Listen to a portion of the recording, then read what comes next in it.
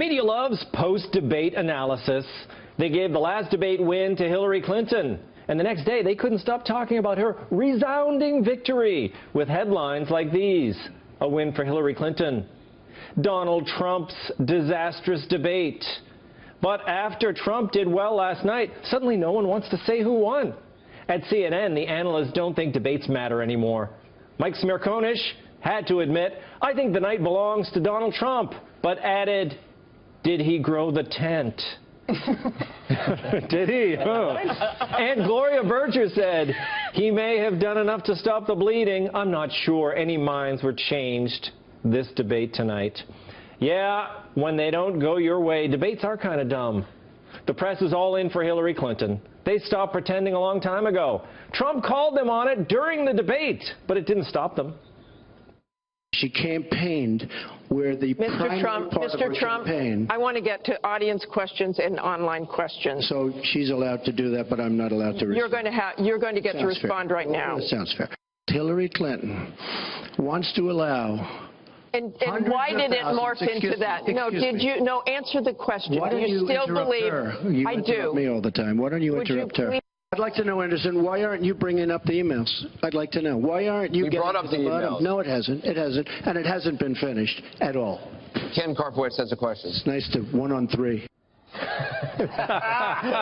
Tim, he would almost seem like a whiner if it wasn't true. No, it was true. I mean, you have Martha Raddatz clearly just throwing away any idea of objectivity and just screaming at him. She was yelling at him like somebody's mother screaming at people in the backyard. Like a mother, the worst. Yeah, it was just very. I don't know why a moderator would just totally start screaming at one of the candidates like that. It seemed insane to me. Yeah. I think she was trying to, I guess, you know, she was trying to be a reporter. And, you know, the way she grills people or something like that. But yeah, well, he was criticizing something that the military had done, and she's like, well, that's psychological warfare. She's like, actually, this is why they do that. It's like, well, wait a minute. What the hell are you doing? Like, your job is to ask a question. Your job is not to debate the candidate. So do you think it worked, Sam? Do you think it was good that he fought back in that way? Yeah, he has to, because I think people are starting to really be aware that this is going on. And when he fights, it's better. It's as good as him pointing it out, if not better. It becomes obviously this contest that he's fighting, and he specifically says, well, now it's 1-on-3. Yeah, yeah. And the reason that people are questioning, is it 1-on-3? Yeah. Is because he said it. That's the only reason anybody's asking it. It's because he said that. So now we're like, oh, is that true? Let's discuss it. And if you discuss it, you're going to have 50% at least. That's why he brought the 4 Clinton accusers, so it was then 4-on-3. So you had, like, he was like, he knew it was going to be, he brought them, sat him in the front row, so he had those 4 when he needed, Bonnie, did you think that was a good move on Trump's part, bringing those Clinton accusers and having that press conference? They tried to ignore it, but you I thought it was wonderful. Of course. I don't want to get any death threats tonight. I'm with you guys. What do you mean, Bonnie? I'm with them. But look, as a woman, what did you think? 1-on-3. I just, you know, that's how we met Melania, so he's used to that kind of situation. He's growing the tent in his pants. Oh, Trumpy Trump. But wait, Michael, what do you think? What do you think of the... should Trump have ignored it? You know, the way that Pence did it, he got a lot of accolades for just being calm and you know, not really pushing back. Well, first of all, Trump handled 10-on-1 during the primary debates perfectly fine, so he's a whiner because these odds are better for him. That said, 4 years ago, you had Republican cucks like Mitt Romney stood there while Candy Crowley browbeated him, and he took it. And now you saw in the primaries and now in the main debates, the candidates are yelling back at the press. And we always talk about how unpopular both Trump and Hillary are, but there's one organization that's even more unpopular than them, and that's the media. They've got like a 6 or 8% approval rating. And you see, because of things like this. Anderson Cooper started the debate by saying we're going to let the audience ask the questions, and then you had, you know, this woman from Debbie Wasserman Schultz's coven just barking at Trump like a crazy person. It was absolutely, and she was yelling at Hillary Clinton too. It was absolutely outrageous and unprofessional. Well, how do they still keep the illusion that they're somehow, you know, because you got Anderson Cooper, Martha Raddatz, they are part of what you call the mainstream press, and they act as if they're objective, but they're not. See, I'm not objective. They don't act that way. They claim it.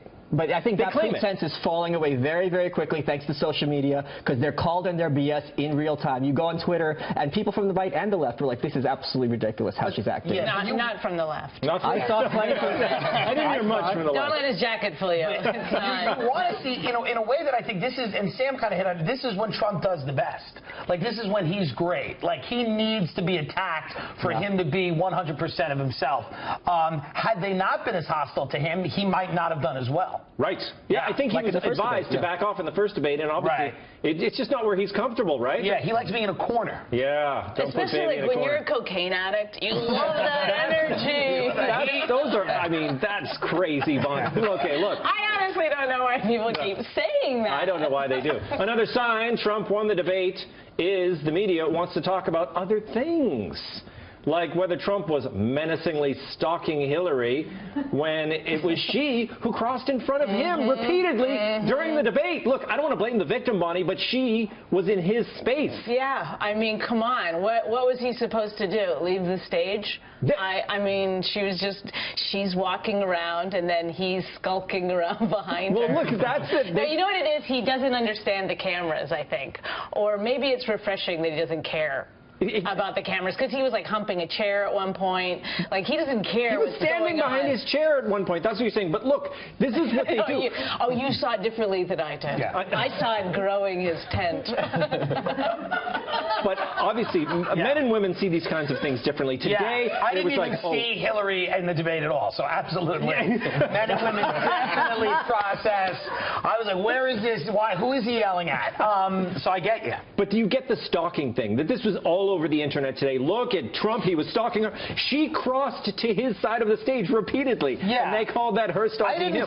I don't feel like she was in physical danger. Like, what are these people talking about? What in God's name are they talking about? So like, he was just a minute away from ripping it. Like, what is going on? Come on, you have to have respect for her, because she's been under sniper fire, so she clearly has some form of PTSD. She can't handle people walking behind her. Hey, that's one thing Trump didn't bring up. She didn't complain about it, by the way. That was just Twitter. That's because she did complain about it, Bonnie. What did she say? She complained on the plane. She was on her airplane today, and she was talking about how she felt uneasy, and she kept turning around, and he was there. She's playing into this. Okay, look, another diversion. The media found its debate hero in Ken Bone. Oh, boy. The questioner who was trending on Twitter and all over cable news. But he wasn't a hero at all. Just the latest average Joe to be sneered at by media snobs who think there's something funny about a chubby guy in a red sweater. Yeah, we wouldn't have gotten nearly as much attention if he'd been wearing that green suit that he was supposed to be wearing. That he promised to wear, right? But the pants. But help me out, Bonnie. Why is he so funny, Ken Bone? I mean, why? I'm fascinated by these people that are so in love with him, you know, after the debate. But last weekend, nobody swiped right. You know what I mean? They didn't. He just was and now, we all love him. Now he's a hero. Were you talking about him on the radio show? Yes, I think he is a hero. Wait a minute. I'll tell you why. Tell me why. Sam has a new morning radio show. If I go to the bathroom, are you going to steal my chair? Is that an inside radio joke? I don't know. Bonnie used to have a radio show. I no longer have a radio show on that channel. I don't know who did it. I don't know how it happened. I don't know what happened. She wasn't on in the morning, by the way. That's true. So why is he a hero? I'll tell you why he's a hero, because he reminds America that this is what America could be. We're not all misogynist and evil and angry and racist. We're like fat and dopey and uncoordinated and wear silly sweaters. Like that's what you want to see. You want to be. It's easier. It's happier. But wait a minute. All of these undecided voters should be executed. And that's the takeaway from the debate. Is these are the people. Look at these people. He was passing for. He said he was undecided, like a lot of these people. And we're wondering, Tim, how they can be undecided. They're not undecided. He just wanted to get on TV. Like they're not. All of them just wanted to be on television. None of them are really undecided. They're probably all comedians. They're probably all trying to start careers. Exactly. I get it. I would have done it. You know, none of these people. Everybody has an inkling of what they're going to do. 100%. Yes, I feel that when you watch these focus groups, right, Michael? And then people say, "Oh, I haven't made up my mind," and then when they talk, they're clearly partisan because they're always attacking either Trump or Hillary, right? Yeah, but with Ken Bone, I think this is pretty obviously Chris Christie's in witness protection, and he's laying his paper trail after this campaign. He's got to be on the lam. What do you know about him? He's so upset that you compared him to Chris I would just get him some. I can't believe it's not butter, and he'd think it's butter, and then he'd be happy. Is he gonna jump at the opportunity? He could get a reality show at this point, right? He can't jump at anything. Come on. He's doing Dancing with the Stars. It's his moment. Yeah. I don't get it. By the way, Okay. there are lots of undecideds. I flip-flopped back and forth like 15 times last night. I was like, no, she's got a good point. Oh, gosh, he's got a good point. I see what you mean. Okay, moving on. When he talked about ISIS, I was all in.